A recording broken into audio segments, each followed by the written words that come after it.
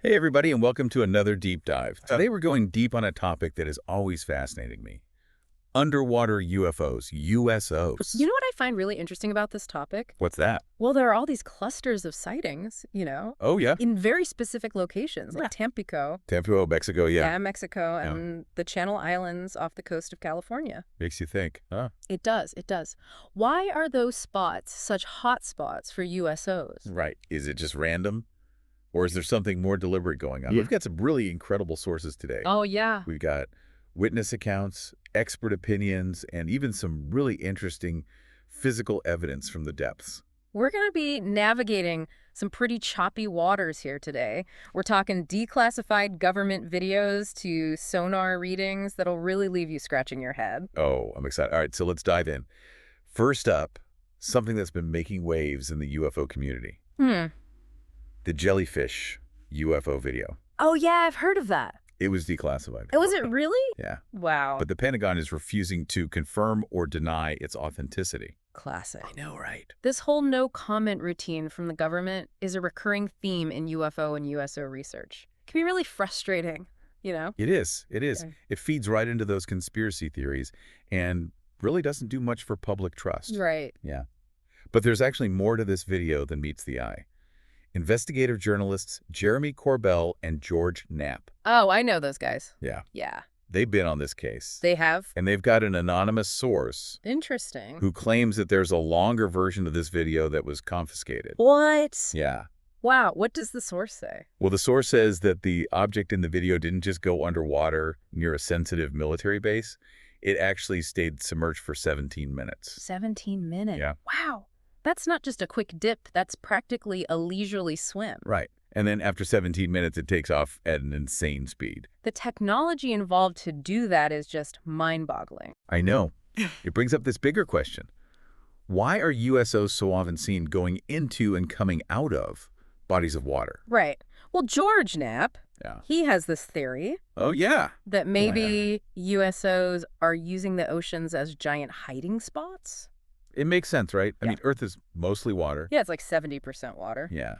If a technologically advanced civilization wanted to keep tabs on us without being obvious, Yeah. the depths of the ocean would be the perfect place to set up shop. You know, it's kind of like Yeah. an underwater game of hide and seek. It totally is. Yeah. It reminds me of the Tic Tac UFO incident those Navy pilots witnessed. Oh, yeah. Remember, Yeah. that object they saw seemed to be interacting with something underneath the waves. Right. Yeah. And that incident really fueled a lot of speculation about potential underwater USO bases. Right. But of course, building and maintaining a base like that underwater, it would just be a mind-boggling technological and logistical challenge. Well, but, if we're talking about a civilization that can zip around underwater for 17 minutes and then blast off into the sky, who knows what they're capable of? That's true. That's true. Okay, well, let's shift gears a bit and head south of the border to Tampico, Mexico. This city, which sits right on the Gulf of Mexico, Oh, yeah. is practically a UFO sighting central. It really is. And get this, the locals believe that these USOs are actually protecting Tampico from hurricanes. It is interesting how often we see folklore and unexplained phenomena intertwined like that. It is. But, before we jump to any conclusions about that, we Yeah. have to approach these accounts with a healthy dose of skepticism. Of course, of course. But you have to admit, some of these stories are pretty compelling. Oh, I'm sure they are. Juan Carlos, he's a respected Mexican ufologist, Okay. and he's been collecting these accounts for years. He's interviewed people who have seen, get this, Yeah. fleets of silent, glowing spheres flying in formation over the water. We always have to consider other possibilities, right? Or Misidentification, confirmation bias. Mhm. Sometimes our brains just want to see patterns even if they aren't really there. Right, but then you have stories like Paco's, a local fisherman who claims the USO almost dragged his boat underwater. Oh, wow. Can you imagine? I mean, it's certainly a vivid image. It is. It highlights the need for scientific investigation alongside these personal narratives. I agree.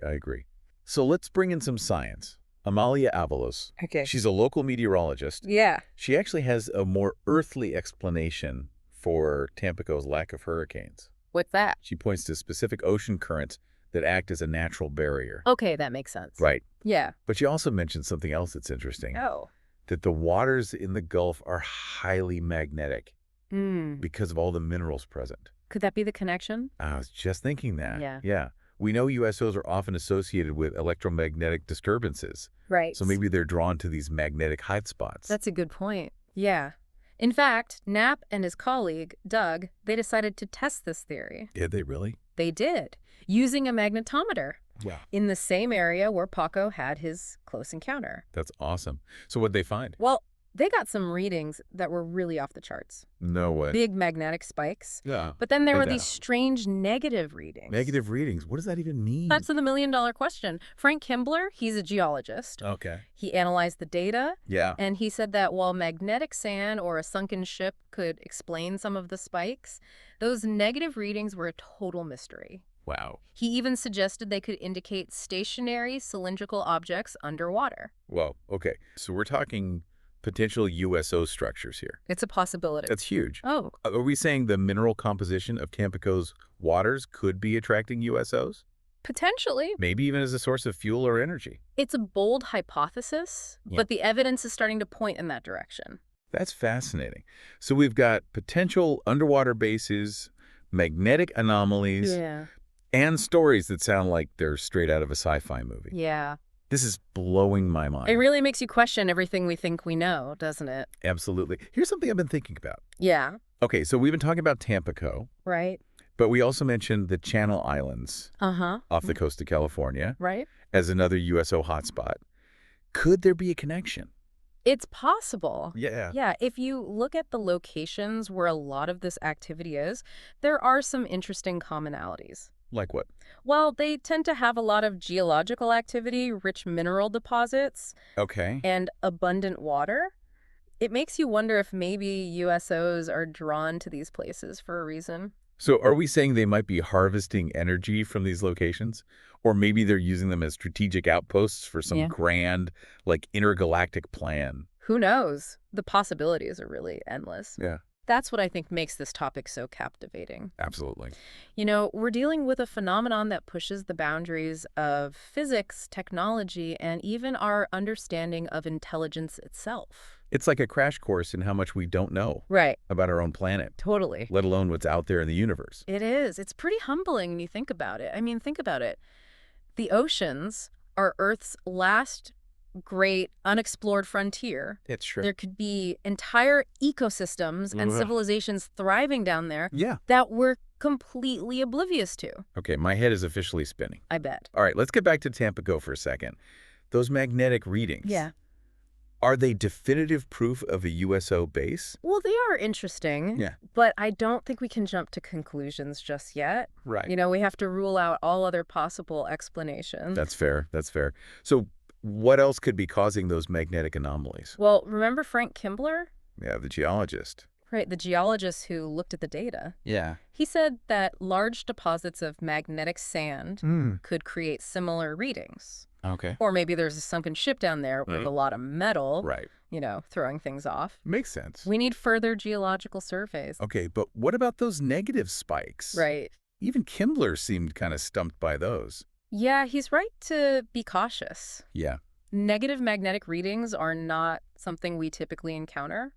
It's possible there was an error with the instrumentation, or it could be something entirely new that we haven't even considered yet. It's true. It's true. All right, so maybe it's not a slam dunk for a USO base in Tampico, Right. but it's definitely got us thinking. It has. What about the Channel Islands then? What about those rock formations? Yeah. Could those be evidence of USO activity? You know, I think it's possible. Yeah. Yeah, those straight lines, the angular cuts, they don't look natural. Yeah. Almost like they were made with some kind of advanced tool. Yeah. And then don't forget about that bright light that appeared above the water as they were deploying the ROV. Do you think they were being watched? It's definitely a chilling thought, isn't it? It is. If there are USOs operating in the area, Right. I wouldn't be surprised if they were keeping an eye on things. It's funny, Yeah. we always imagine aliens coming from outer space, but what if they've been here all along, Oh, that's a great point. just hiding out in our oceans? It's a mind-blowing concept. It is. Really challenges that whole anthropocentric view we have. How old are they? We tend to assume that any advanced civilization would have to come from beyond our planet. But what if intelligence evolved right here on Earth, Right. just in a form we haven't fully grasped yet? That's a really good point, and it would certainly explain why they might be so interested in our oceans. Right. They're basically protecting their home turf. But if they've been here so long, shouldn't we have more evidence? Shouldn't our sonar, our radar, have picked up on something by now? Well, that's the thing. Yeah. USOs seem to be incredibly good at evading detection. It's possible they have technologies that make them invisible to our sensors. Or maybe they operate at depths and frequencies that we're just not equipped to monitor yet. So you're saying there's a whole other world operating right under our noses, and we're just totally clueless. I think it's a humbling thought. Really makes you realize we're not the only players in this game. That's for sure. Yeah. Okay, so let's go down this rabbit hole a little bit further.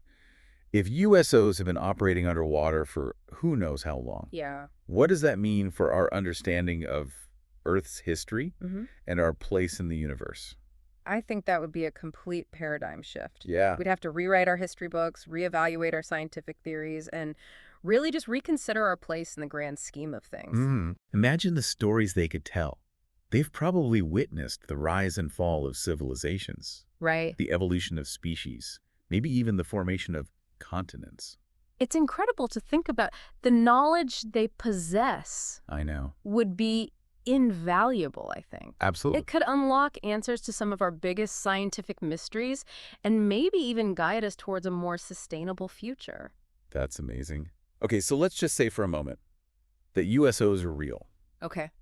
and they have been living underwater for who knows how long. Do you think they pose a threat to humanity? You know, it's impossible to say for sure. Right. We just don't know enough about their intentions That's or right. their capabilities. Right.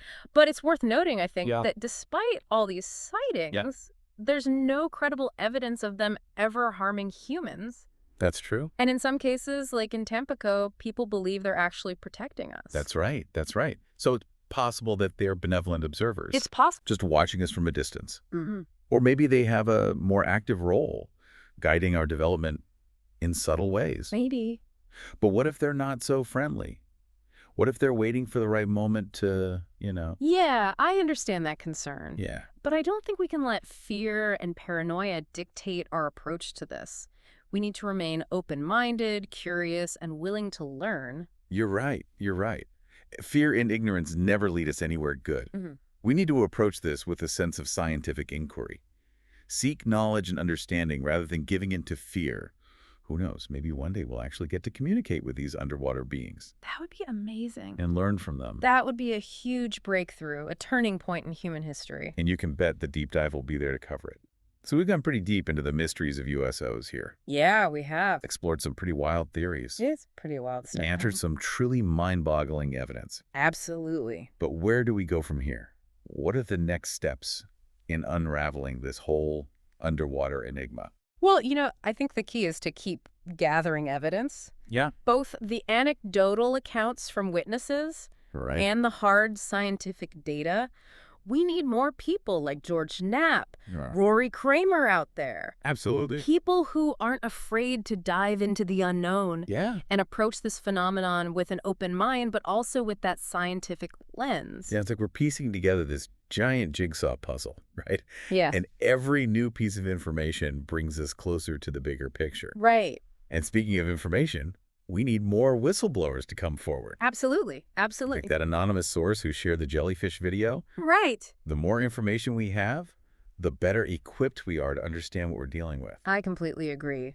And it's not just about individual researchers either, right? Yeah.